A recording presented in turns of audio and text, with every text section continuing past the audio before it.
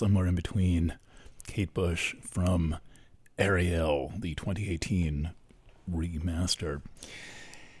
The closing lines of the song are "Good night, son. Good night, son. Good night, son." And then it's spelled S-U-N, but then her son, Bertie, says, "Good night, Mom." Tells you a little bit about how they feel about each other. Bertie now has become quite a force of nature in his own right. Still a young adult.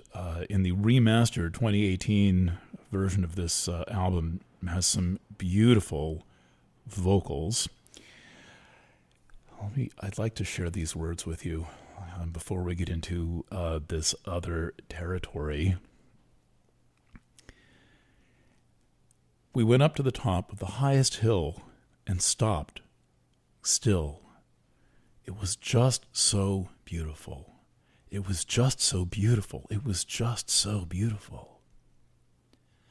This is where the shadows come to play twixt the day and night, dancing and skipping along a chink of light.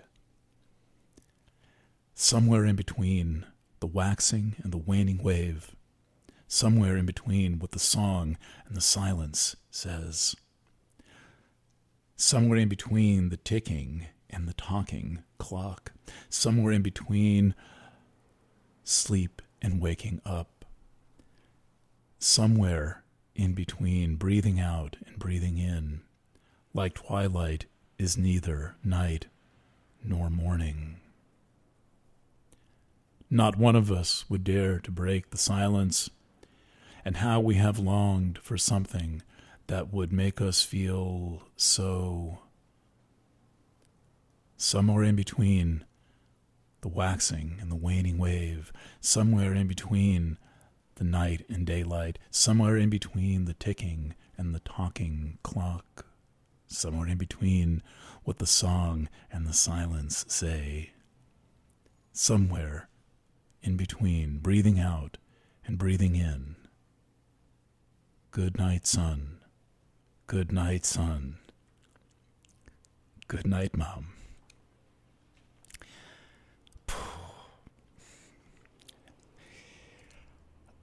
I have no words. Please get this record, Ariel, 2018 remaster. It's almost like Pink Floyd turned into a woman multiplied by itself.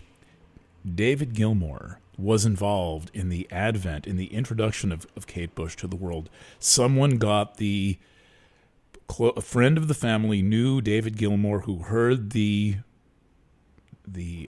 demo that her father had made. Her father believed in her and paid for this demo to be made. It got it to David Gilmour.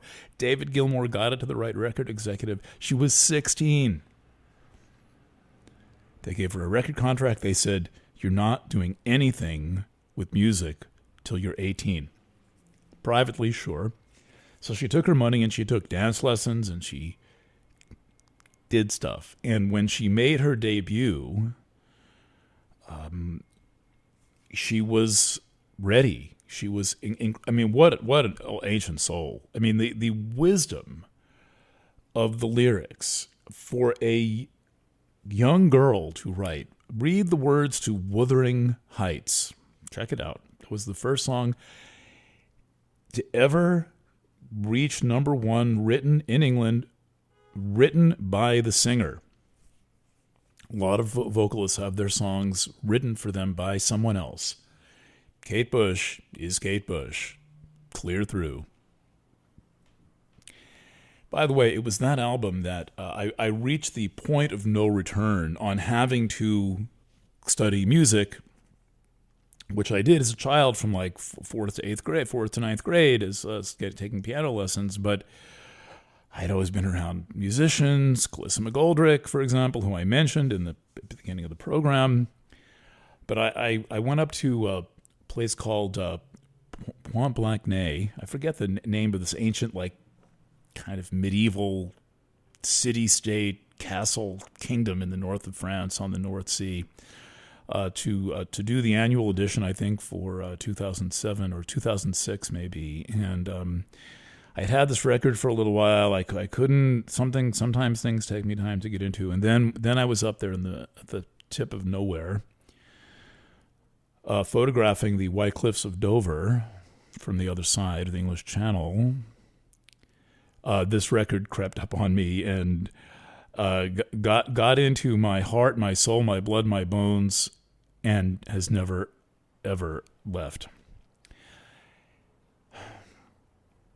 I did not need feminism to tell me that women are my equals. It would never have ever once occurred to me to think that I was superior to a woman just by dint of the fact that I am a male, and for any other reason either. That's not the way my mind works. But particularly with women,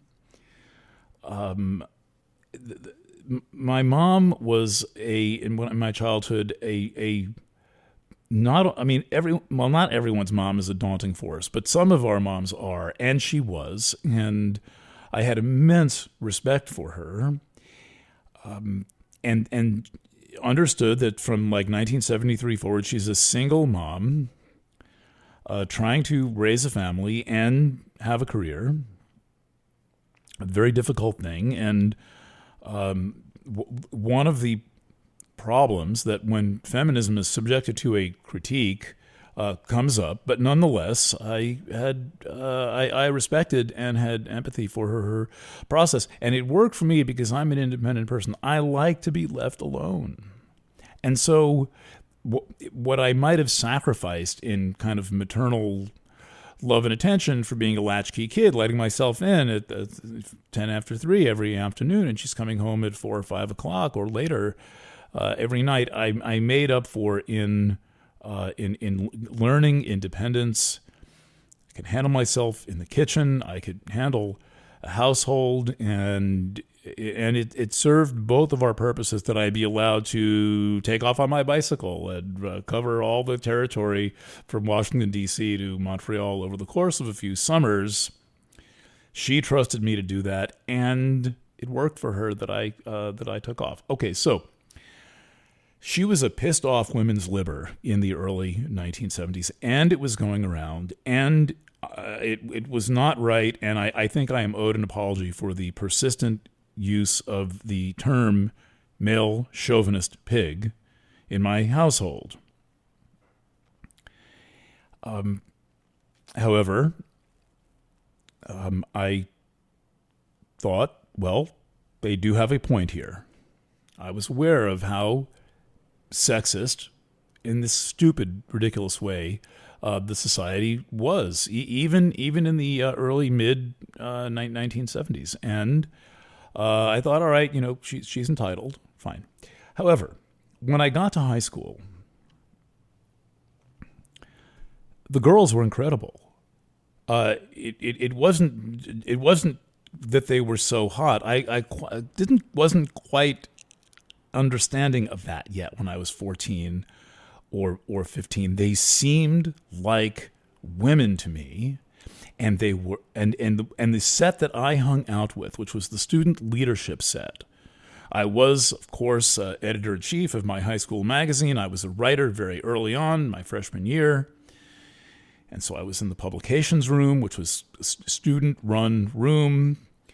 The women's journal called Fireworks was right next door. The official student magazine student newspaper was next to that. I was the editor of the social sciences journal called Gadfly.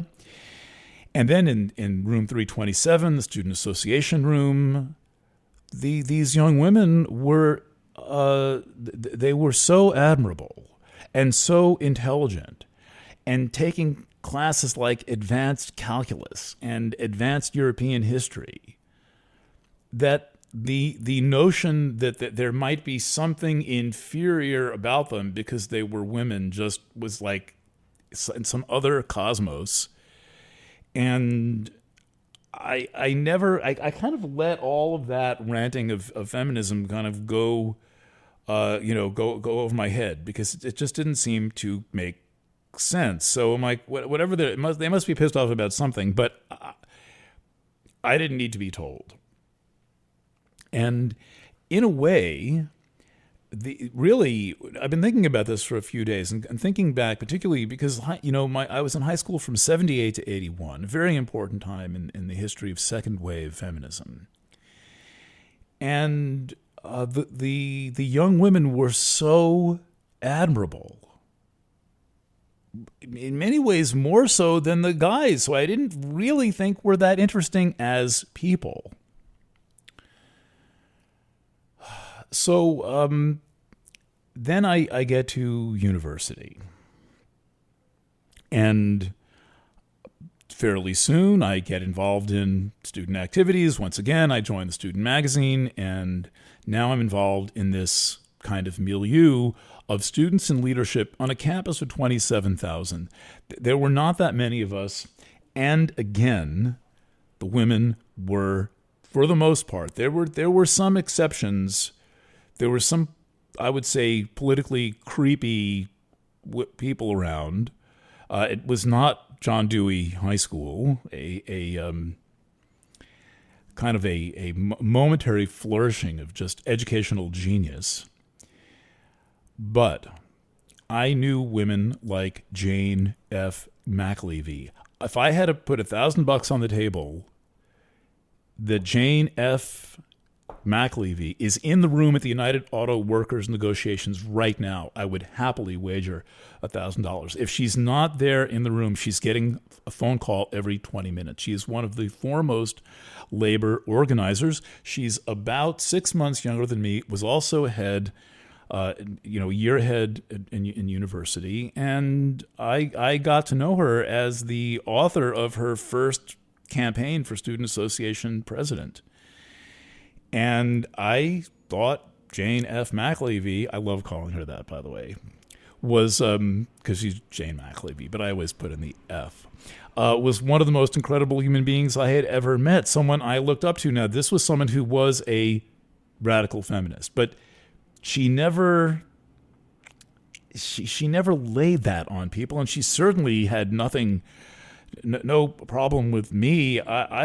When I meet someone I think of as a kind of who I admire and look up to spiritually, intellectually, and in some other ways, that's it. I'm signed on. So I did brilliant work for her with Debbie Lee Sterner, my production manager, and very good friend who I first went to the Love Canal with in 1983, Reginald Gilbert. The three of us belted out the best student political campaign in human history, called the Spark Campaign. So I had no beef with women. Far to the contrary, they were my exemplars. And when I thought of who's my kind of people, it was generally women. I can relate to these guys. I thought they're cool. This is interesting hanging out with them, but they weren't exactly my people, if you get what I'm saying here. So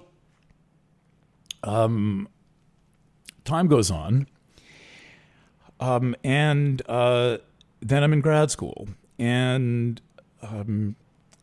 actually at somewhere in there at the end of last couple of years of Buffalo, I met I was housemates with a young professor named Peter Hirsch. And he gave me a book to read called Women on the Edge of Time. And he taught a class called The Politics of Love. And it was, it was me and him living in the house one summer. And it was just really interesting to live with this, aspiring young professor. And kind of, I like professors. So then I get to grad school. And I meet a professor named Carol Smith. And I take her class, 20th Century Women Poets. In fact, I saw the class in the course catalog. I signed up for the class. This is a class to take. Yeah. So I meet Carol. This was the single most influential English class of my entire academic career. But coming in second place was a high school class taught by Mr. Bloomfield, Russian Lit 1 and 2. So anyway, I'm taking 20th century women poets, and we studied the work of Sylvia Plath, a poet hardly anyone has heard of now, called H.D. Hilda Doolittle, friend of Ezra Pound, a nalisand of none other than Sigmund Freud himself, H.D., and Adrienne Rich. And we're asked to read Adrienne Rich's essays, and this class was genuinely formative in my intellectual development as a thinker, as a writer, and as a poet. I got my poetic voice from a combination of Adrienne Rich and Bono. How do you put these fleeting, elusive thoughts into words at 4 a.m? Well, Bono set one example, rock lyricist, but Adrienne, a deep, academic, very disciplined poet. And it was a different era. That was in like 88, right? So we're really talking like 35 years ago. I can't believe it. And I thought the essay, there were two really important Adrienne Rich essays we studied. One called Split at the Root, about being half Jewish. The other, Compulsory Heterosexuality and Lesbian Existence, from 1980. And I've been revisiting some of these studies, by which I mean going over what I've studied before, and that currently includes Laura Mulvey, the essay where the term the male gaze comes from, and all that. So she's walked that back a bit also, and in a similar way, when I looked up Compulsory Heterosexuality and Lesbian Existence, the other Adrienne Rich essay that I found to be, in a way, life-shaping. She had added a foreword to it at some point. I don't know, it's in a 2003 publication out of Indiana University Press. It would have been 13 years after it was originally... Is that true? No, 23 years after it was originally written. So Rich begins with a foreword. She says, I want to say a little bit about the way that compulsory heterosexuality was originally conceived in the context in which we are now living. Before I go on, Rich, by the way, was a feminist from the context of being a poet and an intellect. She wasn't in the streets. She was a scholar. Continue. It was written in part to challenge the erasure of lesbian existence from so much of scholarly feminist literature, an erasure which I felt and feel to be not just anti-lesbian but anti-feminist in its consequences, and to distort the experience of heterosexual women as well. It was not written to widen the divisions, but encourage heterosexual feminists to examine heterosexuality as a political institution which disempowers women, and to change it. I also hope that other lesbians would feel the depth and breadth of woman identification and woman bonding that run like a continuous, though stifled theme through the heterosexual experience, and that this would become increasingly a politically activating impulse, not simply a validation of personal lives. I wanted the essay to suggest new kinds of criticism, to incite new questions in classrooms and academic journals, and to sketch at least some bridge over a gap between lesbian and feminist. I wanted, at the very least, for feminists to find it less possible to read, write, or teach from a perspective of unexamined heterocentricity.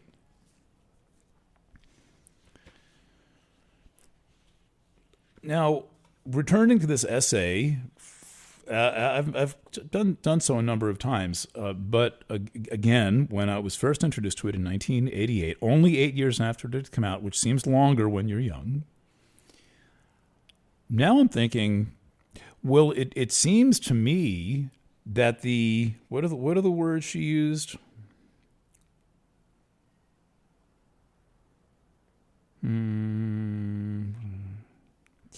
I can't find them. that the experience, the feelings, the reality of men is completely erased and non-existent in all of feminist literature and criticism and rhetoric and discourse. From the standpoint of feminism, men either, by which I mean academic and political feminism, men do not exist except as the patriarchy or as perpetrators. Now, there are going to be feminists who are going to shake their head, and I say, look, if you have something from feminist literature, let's go pop feminist, academic feminist, gender studies feminist men, by which I mean guys, not anyone with a special identification of any kind who would ever go to a protest of any kind about sex and gender. Guys, just dudes, men. Please send it to me, efc@planetwaves.net. I hope I'm wrong, but I've been listening now to the feminist discussion since approximately 50 years, when my mom declared herself a women's libber with her friend Barbara. And they were throwing around male chauvinist pig like it was, whatever. So I learned the expression "the personal is political" in Carol Smith's classroom, 20th century women poets, a graduate class. The personal is political. And what I thought this meant was that there's no private life that is not in some way touched by a wider public life, which is close to the way Adrian said it in her reintroduction, and that's how I thought of it. That the personal being political meant to me that the things that we do in our personal lives influence us as members of society, but also that society is trying to shape us. And is doing so through many different cultural means. And I used to use that term as an astrologer, wrote it many times. There's even a page titled "The Personal is Political," about the Aries point. The Aries point is the first degree of Aries. And when the Aries point is active in an event, for example, like 9/11 or others, the wider political realm has an amplified influence in the private realm. And I thought, well, this is a cool way to describe the Aries point. But I kind of got I kind of reversed the meaning, and maybe I was misled by Carol Smith and Adrian Rich, who were kind of soft-pedaling this idea. But what I found out through direct life experience of me, knowing my background, right? Now, P.S. I've read the charts of about 2,000 women, have helped them with countless divorces and healing from sexual abuse and incest. P.S. That what I found out that the term "the personal is political" meant is that we who believe this have a right to invade the most private, intimate, and personal spaces and politicize them and expose them and put them on display for the entire world because we feel like it. In other words, it's another way of saying there is no privacy whatsoever. Now, it is interesting that I have, in these years since, for example, being introduced to the work of Rich and others, added a media studies dimension to my repertoire, and I understand that this is partly a function of, and they were so excited about it because it is the essence of the electrical communication environment to blow out publicly what should exist only privately within ourselves, within the bedroom pillow talk or the diary. Now, when I was in Europe, I read the work of someone who is said to be a feminist, but I don't think was one or considered herself one, because she referred to feminists as the feminists, as if they were some external thing that was kind of buzzing around her. By the way, attempting to judge her private relationships. It was in the context where she said, well, this will piss off the feminists, but I live my life. I don't live in theory. Explaining why she was lovers with Jean-Paul Sartre and a guy in the United States, and that's how she chose to live and had every right to do so. I had my mind blown about feminism for the first time, because she exposes certain things about the behavior of women in a book called The Second Sex, which is her philosophical and investigative attempt to explain why women got into this kind of backseat role in society, basically spanning, I would say this really is like a, let's call it a post-enlightenment problem, quote unquote. Bob Hand calls it the endarkenment, because it wasn't very enlightened and it was very endarkened. And one of the, so de Beauvoir, and I mean, if you care about these issues at all, it's not, in the 21st century, not an easy book to read. It's like 600 pages, but I thought it was some of the most incredible writing I had ever read in the long personal tradition of these women scholars, kind of blowing my mind every time I looked at their work. And there have been others, Marge Piercy and others. So what de Beauvoir says, and I had the privilege of, I started this book in London, and then I moved to Paris, where she wrote it, kind of roaming around the streets of the 5th and 6th and 7th, where she wrote it, in cafes, as I wrote my horoscopes. Says, well, look, we've got a little problem here, because it's really the mothers who are conditioning the daughters to get married, to prepare them to get married. Now, there are some fathers who are happy if their daughter gets married, and their life is complete when their daughter gets married and all that. But she explains and exposes how it is the mothers who condition the girls into being this socially created thing that we today call a woman, not a female human. Women are created, not born, she said famously. And by that she means that it is a force of social confluences that start in the family. Now, feminism blames the patriarchy for everything, and we'll come to that in a minute.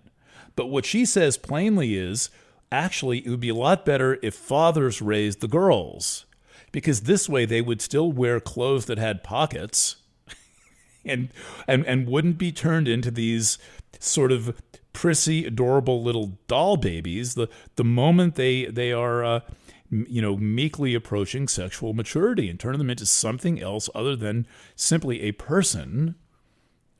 And she says this problem is really coming from the mothers. And I can't imagine that de Beauvoir is especially popular. I'm waiting for there to be a book burning party, because when the woke movement figures out what a misogynist she is, the woman who wrote The Second Sex, this kind of revolutionary tome of existential philosophy. She was not a fucking feminist. She was an existentialist, married to Jean-Paul, one of the greats, as well, right?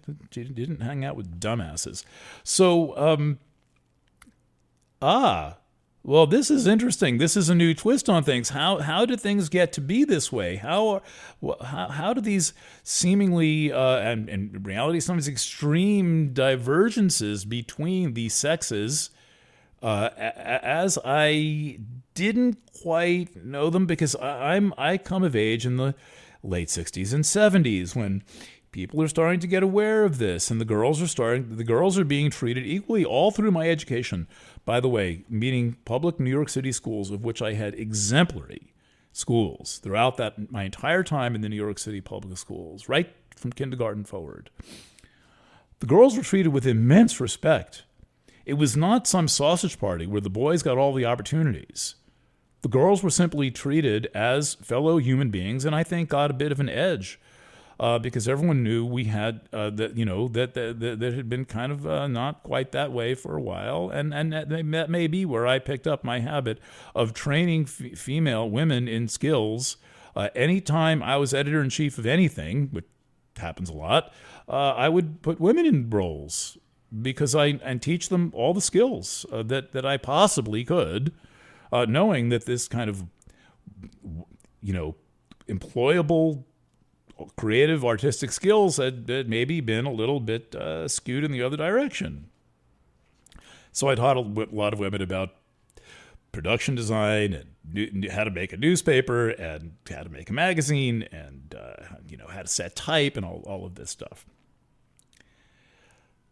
So de Beauvoir is writing before this. I think The Second Sex comes out in like 51, right? And I'm sort of waking up like 20 years later. That, again, seems like a long time if you're a little kid. I didn't know about The Second Sex for a long time, and then I got hold of it. So she starts to unravel this narrative, this patriarchy narrative that had basically become this centerpiece of so-called feminist thinking. And you hear this bandied about and chirped about and rattled off on a routine basis today that it's all the patriarchy's fault. All the patriarchy's fault. Well, where does that term come from? It comes from Marxism. Marx coins the term the patriarchy and enshrines the family as a patriarchal institution with the men as the aristocrats and the women and the children as the proletariat. Oh, inherently oppressed. So de Beauvoir in the 50s is kind of in this in-between stage between the suffrage movement of the early 20th century. Women gain the constitutional right to vote in 1920. I know there was a so-called pandemic going on, but I still can't believe there was no commemoration of a century of women having the right to vote and hold office in 2020. You would think that would count for something. So de Beauvoir is like right in the middle between, not quite. She's a little more toward the advent of second wave, is what it's called.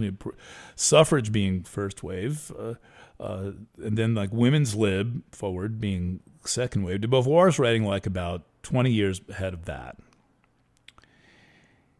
And this starts to unravel the whole claim of second wave feminism that it's all the fault of the patriarchy, and further that all men are part of the patriarchy.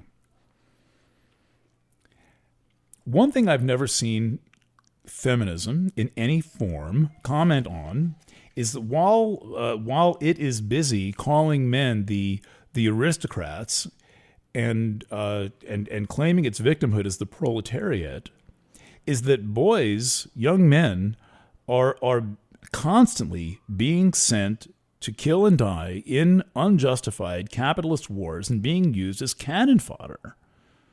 Throughout, let's say, American history after the Civil War, I don't know these post-revolutionary wars. I don't know the history that well. But it was cannon fodder. The young men are just getting their arms and legs blown off and sawed off and getting shot with Gatling gun fire and mustard gas and getting blown away at Normandy. There are families with like 8 dead relatives in them. But no, they're the aristocrats. I've never once heard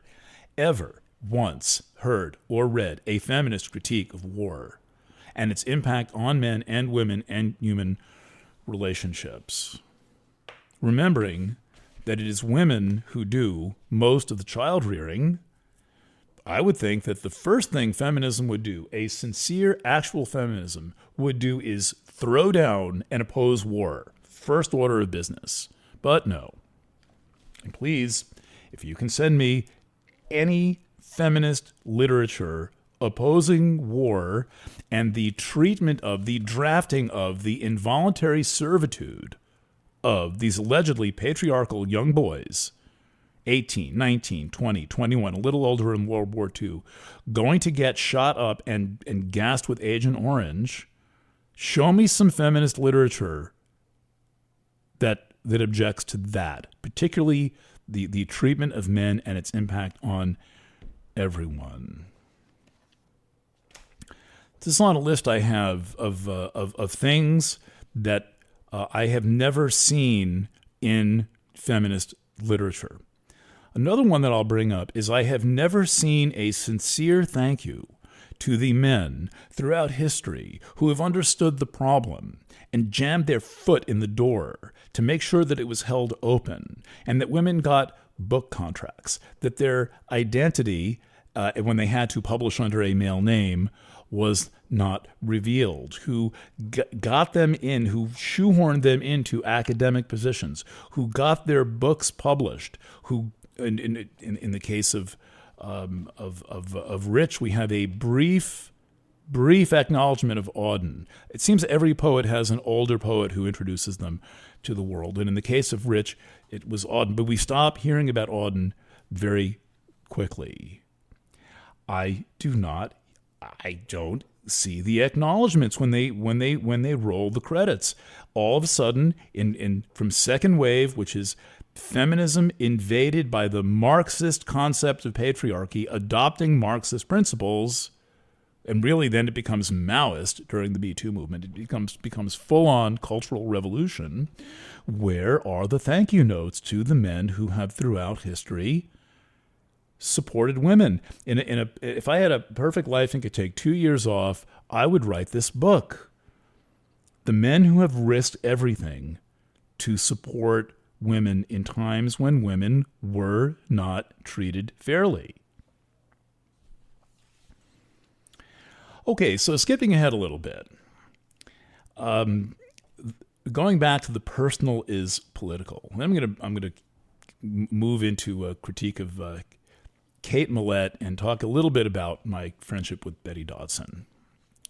Dodson, by the way, see, I didn't have exactly a front row seat at second wave feminism, but I had a, shall we say, an astrological press card that got me into one of the few actual goddess temples, which was Betty Dodson's apartment at 121 Madison Avenue, because she and I were very close friends. And then I started to figure out how few men, like none, she had after Grant Taylor died, the guy who got her into what she does. And by the way, while I'm on the topic of Betty fully credited Grant Taylor, her boyfriend, after she got divorced, as introducing her.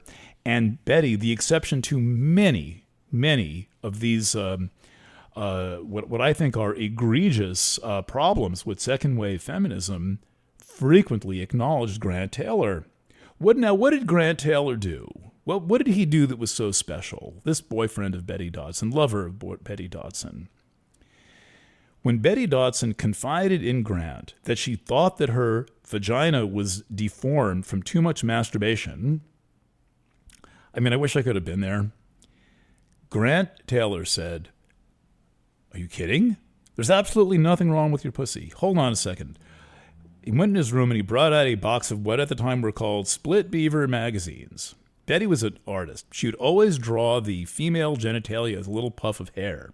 Suddenly she's sitting there with Grant looking through copies of like Hustler and High Society, which are basically magazines with a lot of pictures of twats.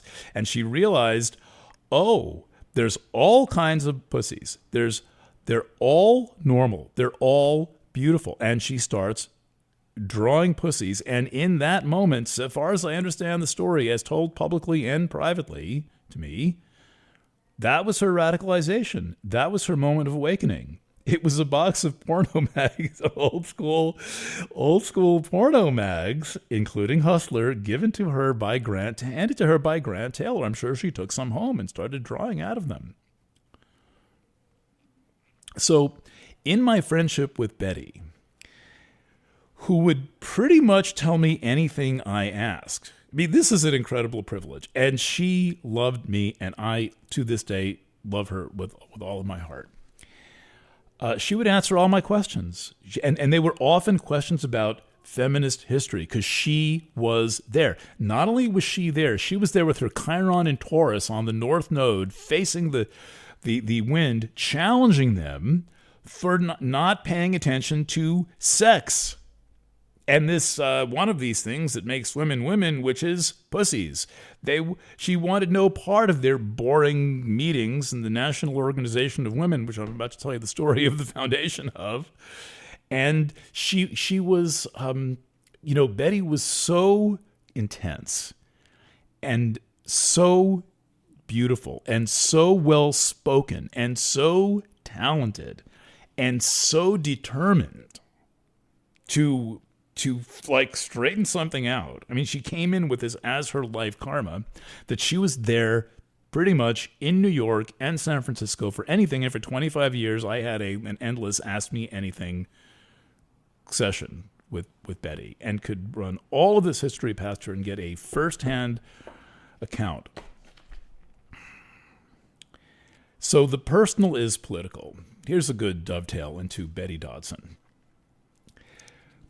I trace this expression back to somebody named Carol Hanisch at this thing called the Red Stockings Radical Feminist Collective. One of these moments of the 60s, like the Diggers and all this stuff. I really wish I could time travel and go back to and just like be there with my notebook and my camera in the room. But I have to rely on historical accounts of this. So the personal is political.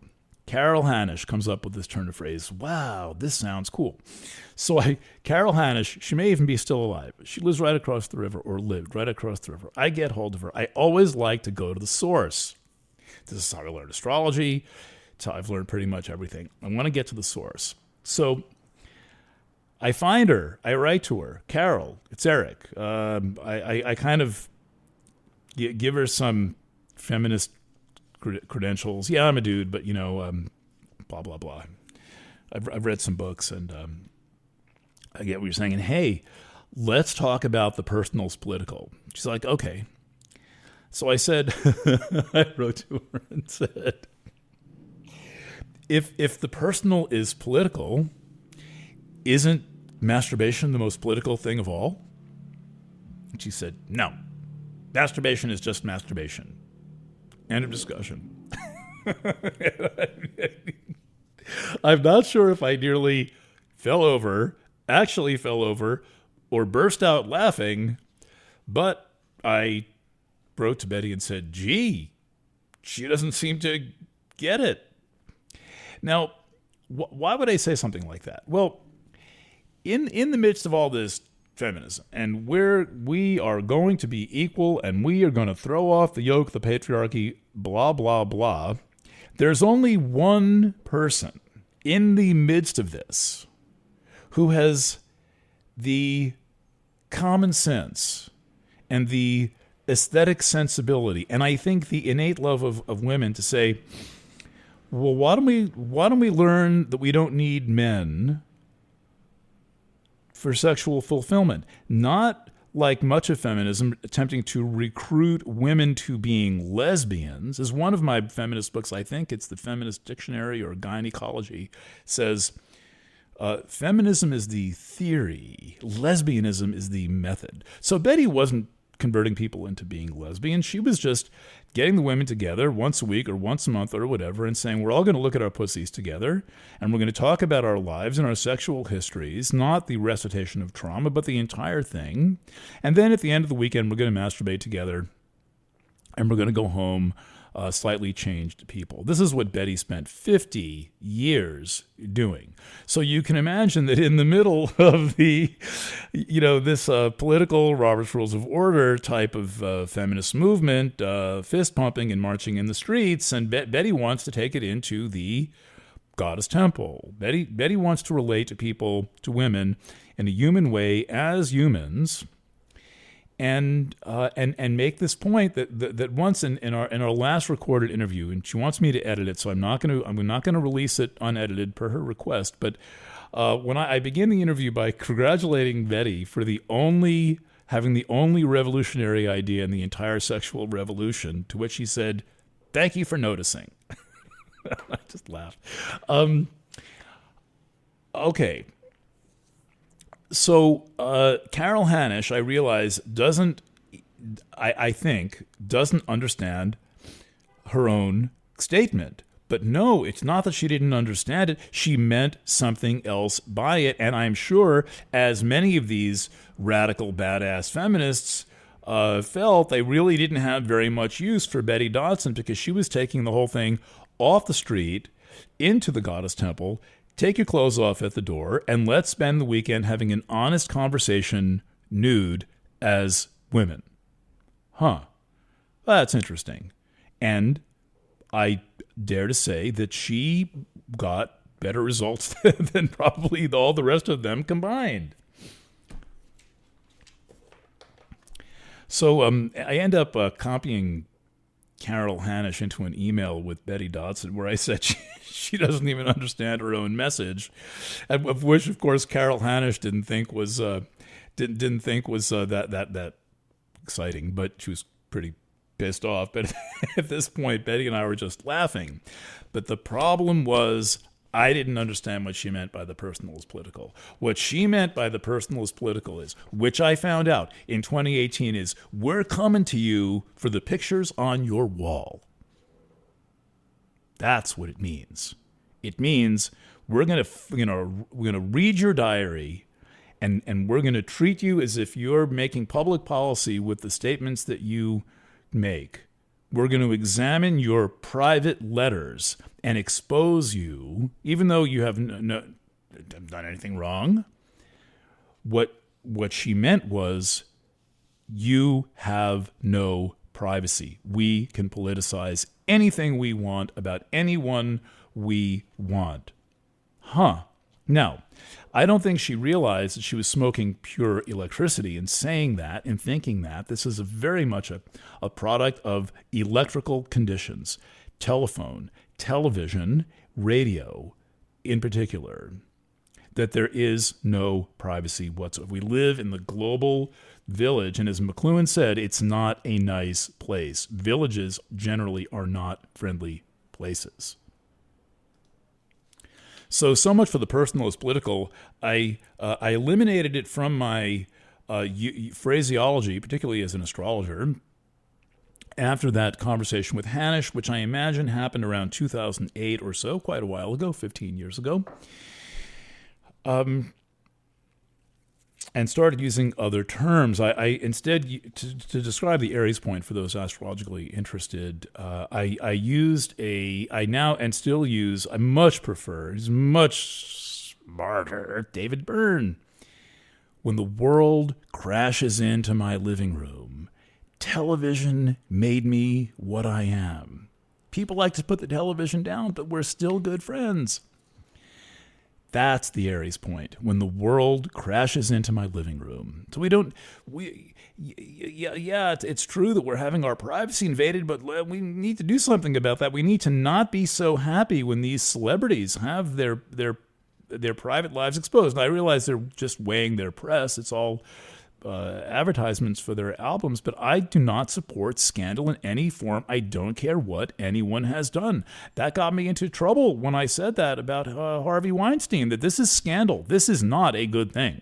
I know this from the study of sexuality generally, not merely feminism, that scandal just lowers the vibration of everyone and everything, and it makes everyone terrified that the personal is going to be political and they're coming for you next. Therefore, behave yourself. Don't say anything. Don't do anything. We've got a guillotine. We're lucky if we chop your head off, because we're going to chop your dick off first. But now they've convinced people to do that voluntarily. Let's check out an article called My Sister Kate. Kate Millett, the feminist writer who wrote the book Sexual Politics, published 1970, that kind of starts, it's one of the books that basically starts the second wave feminist revolution, right? This this humongous fuss. I've got to mute all the other tracks here so that we don't end up with an unintroduced song break. It's very disruptive to my thought flow.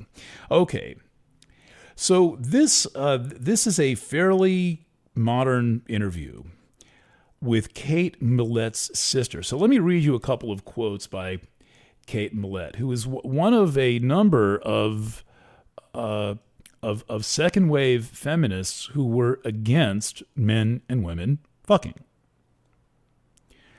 And you think, oh no, that's not what feminism really is. Well, yeah, when you start to define any sex between a man and a woman as rape, which is not Millett, but she comes close.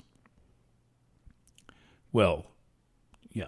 And when you say the theory is feminism, the method is lesbianism, well, these men and women seem to want to fuck. We've got to put a stop to this.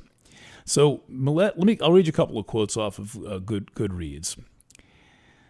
The first one is, patriarchy, reformed or unreformed, is patriarchy still? Its worst abuses, purged or forsworn, it might actually be more stable and secure than before. Oh, she's saying even if it reforms itself, it's even worse. Now, remember, patriarchy is not a term that was, for example, used in first wave, i.e. Suffrage. I don't know the usages I don't remember the usages in the second sex. I'm going to research that, possibly reread that in my spare time. So Millett is big on the patriarchy, and this is a Marxist concept of the family. There were other recognitions that there were problems in the family. For example, Wilhelm Reich says the family is the authoritarian, the miniature authoritarian state. He does not blame men for this. He blames the family unit itself, and he says the thing about this, the thing that the miniature authoritarian state tries to do is it's got this problem with children who are curious and alive and excited, and this is inconvenient for the adults. So it's not necessarily out of malice. They just suppress children's aliveness and their curiosity, and this includes their innate sexuality. Here's another one from Millett. Whatever the real differences between the sexes may be, we are not likely to know them until the sexes are treated differently, that is, alike. So, what a bad sentence. What she means here is that the sexes are not treated the same.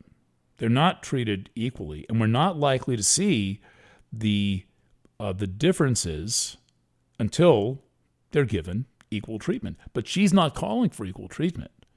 She's calling for something else, which we're going to find out about from her sister. One last quote. Coitus, meaning fucking, can scarcely be said to take place in a vacuum.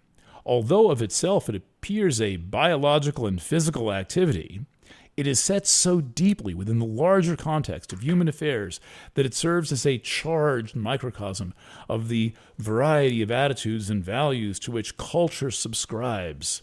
Among other things, it may serve as a model of sexual politics on an individual or personal plane.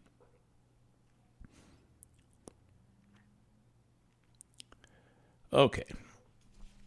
So, what's going on there?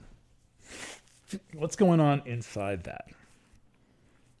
So I guess, thank you, Larry, for helping me with pull all this scholarship together over years. Larry Allen, in Oz, bus driver, motor vehicle aficionado, lover of canines. This interview must have been done around 2019 or so. And it's in the Eagle Forum. Now, beware, this person, Mallory Millett, is a kind of what you would think of as a highly traditional Republican conservative. She's honest about that. She does not conceal her agenda or her viewpoint. God bless her. That's what she believes. Fine. I don't agree with all of her positions. I don't have to. Her job is not to conform to me. I can still learn from her. So let's hear what she has to say. Mark Tapson, the interviewer, your sister, he says, was an icon of female empowerment. What do you think the reality of feminism has been for generations of women since Kate Millett helped launch the second wave feminist movement? And Mallory says, how bizarre it is to have to argue the obvious, to have to prove over and over again what is self-evident, so let me be as offensive as I possibly can. Men are men, and women are women. They are essentially different and designed for a natural division of labor, period. Hold that thought. You may object to that, but women give birth and nurse children. That's part of the division of labor. Men cannot give birth or nurse children. Okay. And then there's a fabulous old book from 2000 called Sex at Dawn, which talks about how this basically childbirth and nursing based this biological necessity for the division of labor led to the way things are. Very positive book, by the way. It's not. This book is not pissed off. It's called Sex at Dawn. I forget the authors. Then she says, I get a kick out of feminist love affair with the word empowerment.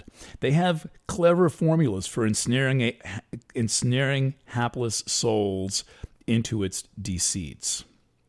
One of the slicker moves is to create a vocabulary designed to get around long-held beliefs, mores, taboos, and fears. Now remember, she's anti-abortion, which is an arguable position. I don't agree with it, but I accept that there are valid arguments. Pro-choice, she says, is their newspeak euphemism for the casual murder of a human being. Dreamers means illegal immigrants. Progressive denotes a group of us dragging us back to the cave. Sanctuary city means a place where no actual U.S. citizen is safe. This empower thing makes me especially crazy. And she talks about, she cites the Genesis story in the Bible and interprets it as Eve setting the boundaries and setting the terms of the relationships, and is astonished that we ignore the fact that Adam goes against God's wishes, God's instructions, and in the life of a man is more powerful than God. She says, the point of the story is not that woman is evil, the temptress, right? This is how it's interpreted, but that woman is all-powerful and definitely runs the show. Woman sets the boundaries. Man is lost if he is surrounded by bad women. Mae West's famous double entendre is so appropriate. When women go wrong, men go right after them. The Genesis admonition to women is to be careful of your influence over others because you already innately wield great power. Actually, if we're to believe the Bible, all the power. Having had that power, feminists were so greedy for more, she says, they destroyed our society in order to prove they were exactly like men, or what they accused men of being. In so doing, they've destroyed the American family and our children, which has resulted in the demolition of society. My thesis is this. When men ran the world, women ran society and had a chance to conduct our lives in some semblance of balance. The distinction here, by the way, between the world and society is the town, the village, the school, the home, what I like to call out to the garden wall. And she expands it out to the town line, whereas men are involved traditionally in things like commerce and trade and fancier forms of business. And not all men ran the world. A lot of guys are blacksmiths, and they too are milking cows and plowing the fields. She continues. Let me reread that again. When men ran the world and women ran society, we had a chance to conduct our lives in some semblance of balance, but women have abdicated their running of society, and thus it has collapsed dramatically. Women forced their way into the running the world deal, and now we have a world gone mad. And the beautiful society which Western women built is in tatters. Mom decided they were the same as men, so they deserted the home and babies to grab their briefcases and rush out to the world.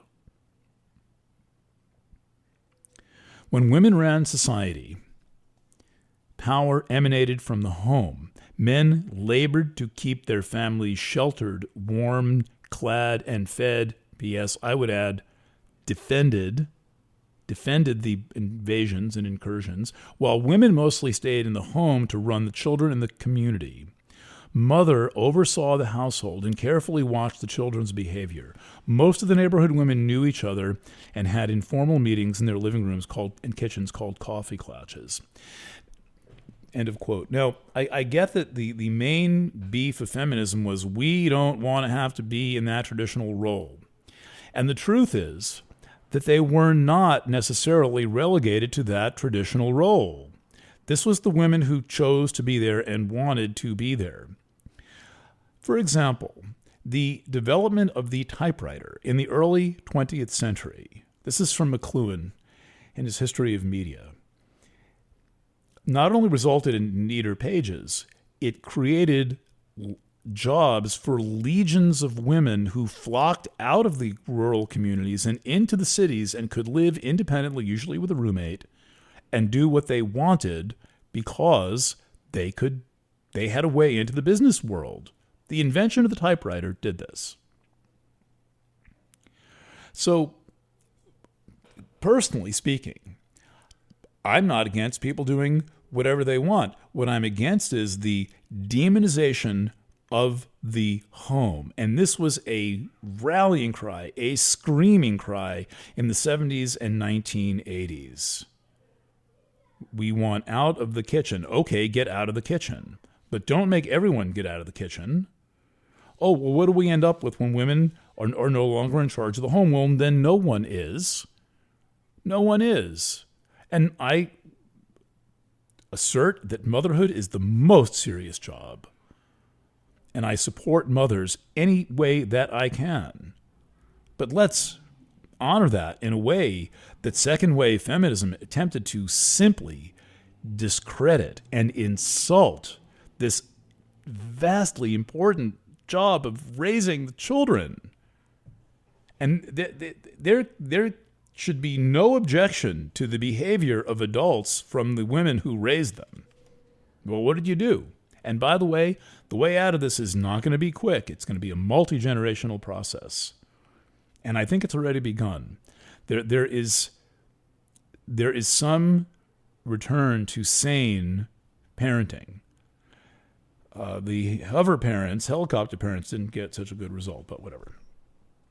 That's a long story. She continues. I'm almost done. It was here, in these coffee klatches, that women developed ground rules on how to manage children and husbands. Any mother was free to chastise anyone else's child should they misbehave. It was pretty unheard of for someone to say, "How dare you correct my child?" They would agree amongst themselves what was the desired behavior. Good manners were required and expected. Neighbors backed each other up. The essential rules that mom formed in their infants and homes radiated outwardly into the streets, the schools, the offices, the boardrooms and departments and factories and agencies. To form a framework of Western ethics, which I would add was post-World War II especially not doing so good. Coincidentally, the divorce rate starts to shoot up in the 50s. Communities, churches, and schools all echoed the same values because most people went to church or temple, so the foundation of our mores being Judeo-Christian. Mom's rules were designed by the Ten Commandments. Again, she's a conservative. But look, listen to this viewpoint. Many towns didn't lock their doors, even at night. So feminism, second wave, Marxist, feminism, challenges all this and insists that no woman should be at home. And to me, it seems the big goal of second wave feminism was the job market, which comported quite well with a government plan to get women paying taxes. That's another story. If you happen to be an expert on that, the movement to get women to pay taxes, let me know. All right, so let's move on. She continues. 50 years of almighty consciousness raising. 50 years after the almighty consciousness-raising experiment to empower women, and during the recent Harvey Weinstein scandal, what we are hearing from the little girlish voices of victims is, I froze, I was paralyzed, I gave in because I didn't know what to do, I was terrified. Hey, that's some weird kind of empowerment. When I was a girl, we did what our moms instructed. We yelled no, slapped his face, and left the room or called a cop. Today, this would be called victim blaming. But it almost seems like the manufacturing of victims. Tamsin then says, many people aren't aware of feminism's roots in cultural Marxism. But you were present at early meetings of the revolutionaries who would go on to form now the National Organization for Women. Can you tell us what you witnessed behind the scenes about their true aims? In 1969, she says, I attended consciousness-raising sessions in New York City with my sister, Kate. We're a group of 10 to 15 women sat around a long oval table and plotted the new feminist movement and the founding of NOW. Their template was Mao's China. I knew this reminded me of Maoism. The group confessionals consisted in each village. The group confessionals conducted in each village in order to cleanse people's thinking. The burning objective of Kate's consciousness raising was, quote, the destruction of the American family, as she deemed it a, quote, patriarchal institution devoted to the oppression and enslavement of women and children. They would go on to form NOW and, with that organization, achieve the stated goal of taking down the patriarchy, which she thinks exists, through a massive coordinated promotion of promiscuity, eroticism, prostitution, abortion, and homosexuality. Their proposed method was to infiltrate every institution in the nation, the universities, the media, the primary schools, the PTAs, the secondary schools, the teachers' unions, city and state governments, the library system, the executive branches of government, as well as the judiciaries and legislatures. This was their stated plan. Yeah, it sounds a little like Eisenhower warned us about the military-industrial complex. My sister Kate decided her contribution would be to establish women's studies courses at every U.S. college and university, which she effectively executed. On examination, these courses emerged as nothing more than Marxism 101. And again, by the way, this comes to the claim that the patriarchy is a thing. 2 of her own books were required reading. She sold a lot of books. On and on. One more quote.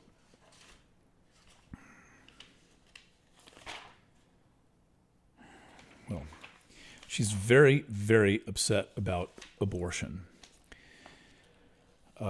This is a sensitive topic, and I think that it deserves an honest airing out, not one that is waged in the streets or in court.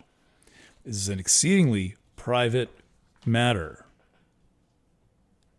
and a genuine matter of conscience. But the way that we treat it, you would think that it was just some other issue. Last, the existence of the patriarchy as a thing. The term, the concept, comes from Marxism.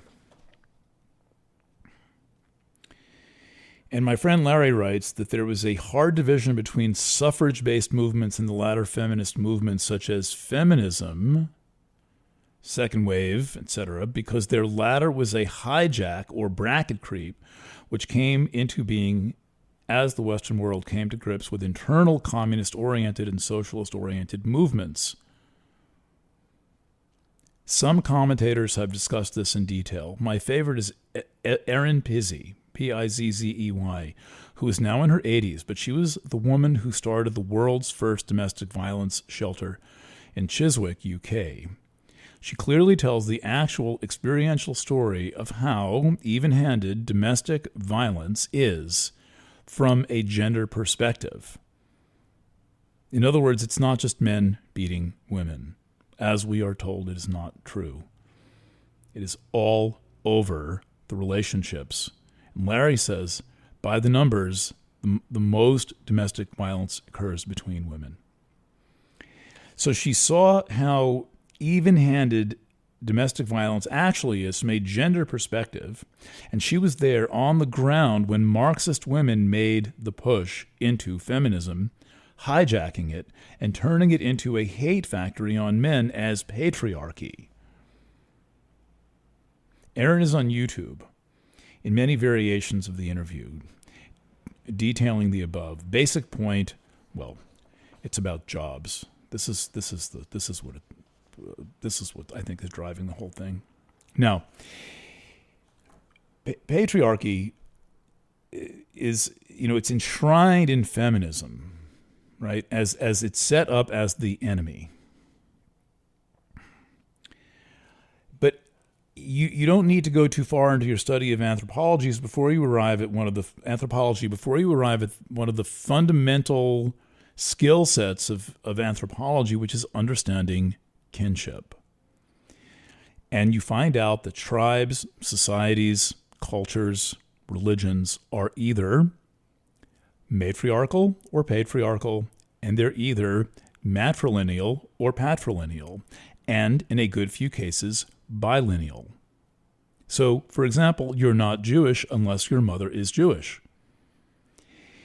In the case of Egypt, and I just watched a 48 lecture series on Egypt, which was completely mind-blowing, which basically demonstrates that we are an extension of ancient Egyptian culture, because ancient Egyptian culture goes through the kingdoms and the dynasties, and then it merges with Greece, and then it kind of merges with Greece, and then Rome, and then it becomes a kind of a protectorate of Rome,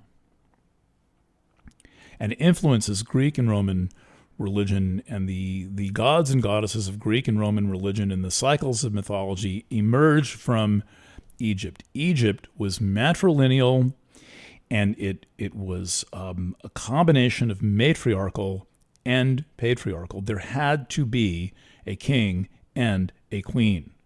There could not, whatever they called them, pharaoh and queen, I think. You could not, the male leadership was not valid without a counterpart in female leadership. And so if we're going to consider the story of the patriarchy as the thing that totally excludes women, well, that is challenged, for example, by the Vestal Virgins, who were supremely important in the governance of the Roman Republic. Nothing could happen of any importance without them there in the room. They made it official. Well, that's not patriarchy. And in one last example, the Eleusinian, I think that's the right pronunciation, mysteries discussed with Beatrice Amanda were conducted by women. So there is this kind of exoteric view of things that seems to exist on the surface, and then there is an esoteric view of things, which is all that is concealed and not therefore easily recorded in history. Women play profound roles. And I understand that there's omissions in the library to these roles. Let's correct that. I mean, one other book I'd like to write is a book of the influence that prostitutes have had. Now, prostitutes are excluded from history, feminist and otherwise. Well, how do you exclude an entire class of women who are rightly called the oldest profession? Well, it renders them non-people. Now, there's some bullshit lip service being paid to sex workers now in the 21st century, but it's not anywhere near the whole truth. There has been this dehumanizing of women, which I think really went into warp speed overdrive under the influence of what we call feminist. And I stopped being a feminist when I realized it was not what I thought it was. What I thought it was an equality movement. Common sense. An equality movement. Read the simple words of the proposed Equal Rights Amendment. That there shall be no discrimination based on sex, period. Come on. Well, it turns out that's not what feminism actually is. And I don't mean de Beauvoir. And I don't mean a room of one's own. And I don't mean the suffrage movement. That made sense. Hell yeah. Women should absolutely have the right to vote, to hold office, to serve at the bar as attorneys. All right. I've gone on for a while here. I'm sure I will get some letters on this. I ask you one thing. Please write in a way that is not condescending and accusatory. If you have something to express, do your work. Take some time and write your letter. That may not be meaningful to everyone, and you're, I can't filter what comes into my inbox. But this has been my personal experience, and those of you who listen to my program and hear the astounding women guests that I have, whom I'm in love with by the end of the interview, in the case of today's especially, that I am something in awe of women. And I get this is about goddess power and other things, but also just something about, there's just something there. And I feel deeply sorry for those who do not feel that innate respect, or who feel violent impulses or in any way diminutive impulses toward women. Like the women who accuse men of being the fault of everything, and every 16-year-old guy asking a girl out to the prom is a representative of the patriarchy. I think this rhetoric needs to stop. I encourage men to I guess you could say, look up to women as your equals. Be respectable. Treat women with respect. Treat yourself with respect. Treat your brothers with respect. We can get out of this gender death war that has been imposed on us. This nothing but destructive gender war. But it will take time. It's going to take honesty. People are going to need to take responsibility for their actions and their healing process and their experiences and the words that we say, and have an honest conversation and ask one another for what we want and what we need. All right, I will be back next week with a sort of homecoming, a program devoted to the love canal a real place right now in American history, and how that impacted me as a young man and shaped my investigative reporting career and set my feet on the path that led me to where I am today. Then I'm going to take a couple of weeks off and slow down the whole movie. So just whether you're a subscriber on the Planet Wave side or the Chiron Return side or whatever, taking a little retreat and going to tend to my home and my soul and other things, and we'll be back with a new incarnation of Planet Waves FM. We will go out tonight with Kate Bush doing Cloud Busting. I don't know where this is in her repertoire, but it is a tribute to Wilhelm Reich, who somehow learned how to make it rain. There's a photograph of him with his son, I believe. This song may be about that.